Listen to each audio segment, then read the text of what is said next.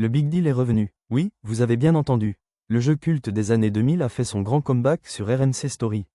Avec Vincent Lagaffe, son humour bien à lui, les glingos, Bill, et cette ambiance qu'on n'avait plus revue depuis plus de 15 ans. Mais la vraie question, c'est, est-ce que ça a marché? Spoiler, c'est compliqué. On remonte le fil. On est le 2 janvier 2025, un jeudi. Première émission, carton plein. 1,8 million de téléspectateurs. 9,1% de part d'audience. Du jamais vu pour RMC Story. Une vraie claque. La semaine suivante, le 10 janvier, rebelote. 1,78 million. Encore mieux, 10,1% de PDA. Lagaffe enchaîne les punchlines, le public est là, tout le monde parle du retour du Big Deal. Et le 17 janvier, troisième semaine, ça continue. 1,59 million de téléspectateurs. 9,3%. RMC Story est au sommet. Même le samedi 15 février, l'émission est diffusée un peu en bonus. Et ça prend encore 1,14 million. La part d'audience n'est pas précisée, mais clairement, le public répond présent. Et là, trou noir. Entre février et juin, plus aucun chiffre officiel. Aucune audience publique. On ne sait pas si l'élan a tenu. Si les gens sont restés. S'ils l'ont décroché. Ce qu'on sait, c'est que quand les audiences reviennent, le Big Deal est méconnaissable. 6 juin, vendredi soir, 511 000 téléspectateurs. 2,9%. On est très loin du 1,5 million du lancement. 13 juin, 401 000.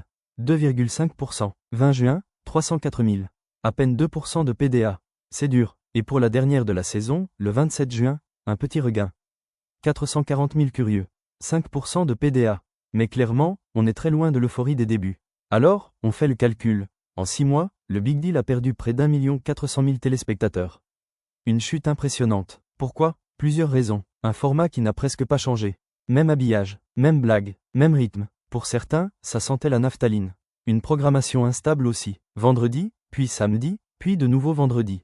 Pas facile de fidéliser. Et surtout, une concurrence forte. Le vendredi soir, c'est la guerre. Et face à TF1, France 2 ou M6, le Big Deal a vite perdu des couleurs. Mais est-ce un échec pour autant?